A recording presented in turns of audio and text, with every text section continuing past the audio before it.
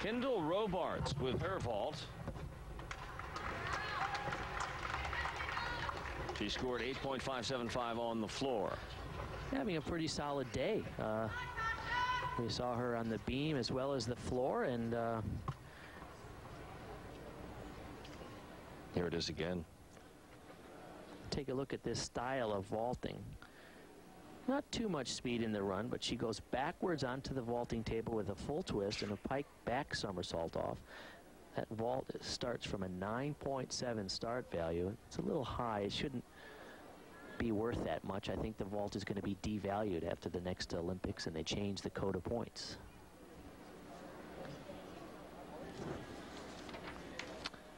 Siobhan Church, already one of the most exciting competitors that we've seen in today's competition. Now on the uneven bars, or just coming off the uneven bars, now on the beam.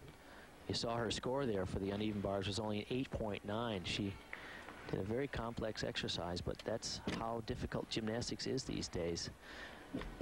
It's so hard to get a score in the mid-9s.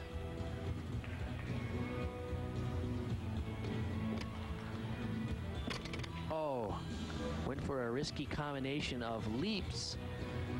Those are also required in addition to the normal tumbling and acrobatic combinations.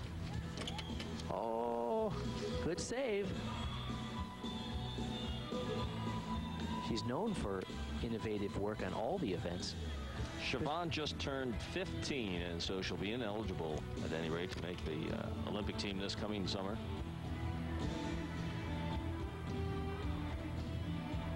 She won first place in 2001 in Miss Fitness USA. Really? That's interesting. Would she have time to do that? Of course, you know, with the skills and performance level, she could probably just put together a routine in one afternoon, and obviously with the fitness that comes with gymnastics, be a contender. Beautiful. Oh, man, she had it. It was a nice pike double back somersault, and she saved the landing. She is a talented athlete to be able to find that floor and not crash.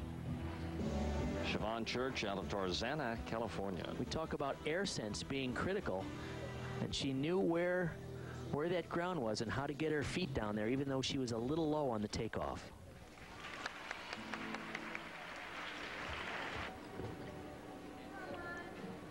This should be fun. Monica Soji out of Gaithersburg, Maryland. Always explosive, exciting athlete. She's had a bit of a stumble in the bars, just 7.725. Let's see if she can make up some ground here on the floor. Okay, full twisting double.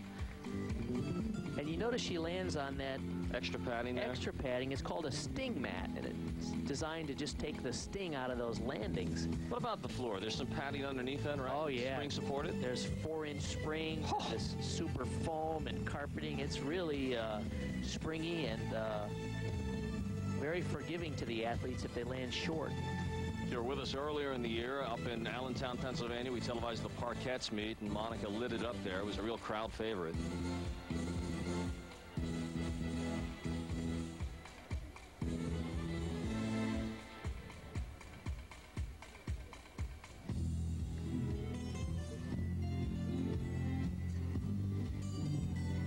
Very interesting when you watch the junior gymnasts. They are powerful little tumblers, and yet it's a challenge for them to give some kind of maturity to their choreography and their movement. Some can do it, but it's very rare. She's trying her best.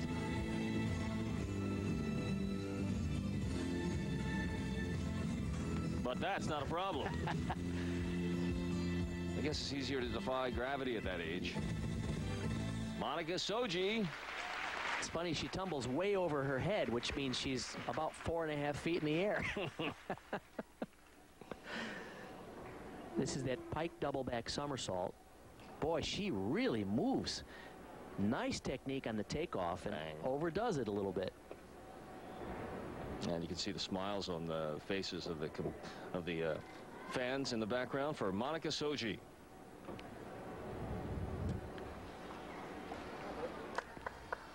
Cassie Price coming off a fine vault of 9.150 now moves to the bars. She says this is her favorite event. Oh, I like her aggressive style on the swing elements. She really pushes it back and lets it fly. Nice. Big release move. That's called a reverse hecht. Backwards over the bar. Oh, nice. Stalled her pirouette combination. This is good. Occasional form breaks and a little knee bend here and there, but there's a lot of good stuff in this routine, and a full twisting double layout at the end. Cassie Price, a ninth grader out of Plantation, Florida. 15-year-older competing for the Orlando Metro Club. We saw her coach Jeff Wood there congratulate her. She's already qualified through to the U.S. Championships, and there is that double layout that you see from many gymnasts, but she added a full twist in the laid out position. Jana Bieger halfway through, and she figures to finish very near, if not at the top. This is on the vault.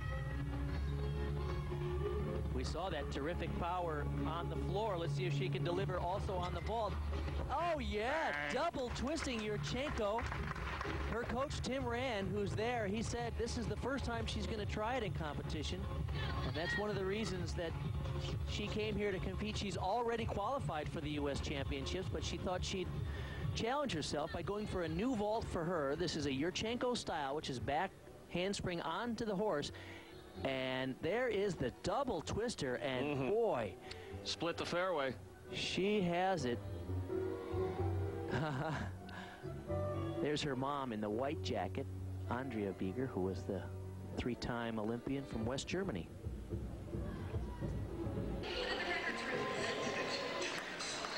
Kaylee Roll about to perform on the balance beam, just 4 inches separating success from failure in this exercise. And Kaylee, after 2 for 1 performance at 8.050. Let's see how she can do on the beam. She had an 8.4 on the vault as well.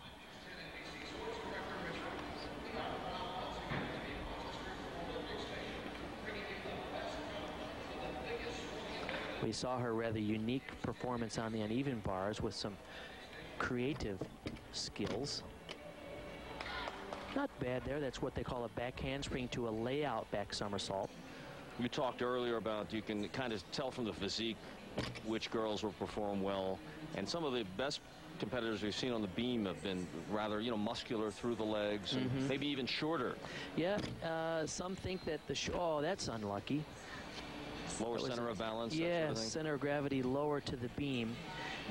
She was doing a combination there which included a standing tuck back salto, and she just didn't fight it very much. It looked like she was a little bit off, and she might have been able to save it, but she's not quite finishing a lot of these moves. Those split jumps are not getting to the full 180-degree split that the judges are looking for. And there's not a lot of fluidity in this routine. It seems like trick, stop, trick, stop, trick, stop. Yeah. There isn't a lot of continuity connecting all of these moves. Okay, not bad on that dismount. 2 back handsprings to a double. That was probably the best part of the exercise. Kaylee Roll, and now we move to the bars. And this is a competitor from Allentown in the parquettes that we expected to see a lot of today, but she apparently is injured and is only participating in 1 or 2 of the events. Geraldine Stack-Eaton. They have an interesting rule here, Lou, that if she hopes to petition through to the U.S. Championships because of her injury, and she sprained her ankle today earlier, and so she's not doing anything that will jeopardize injuring her ankle further, so she can do the uneven bars, but I believe she's going to go for a watered-down dismount, something that wouldn't stress her ankle. But if she hopes to petition to the U.S. Championship, she has to compete in at least one event at either one of these 2 classics, the American Classic or this event, the U.S. Classic. And let's see what she does here. The routine isn't bad. And there you go, an easy dismount. to protect her ankle, but that will fulfill the requirement of having competed in this event in one event.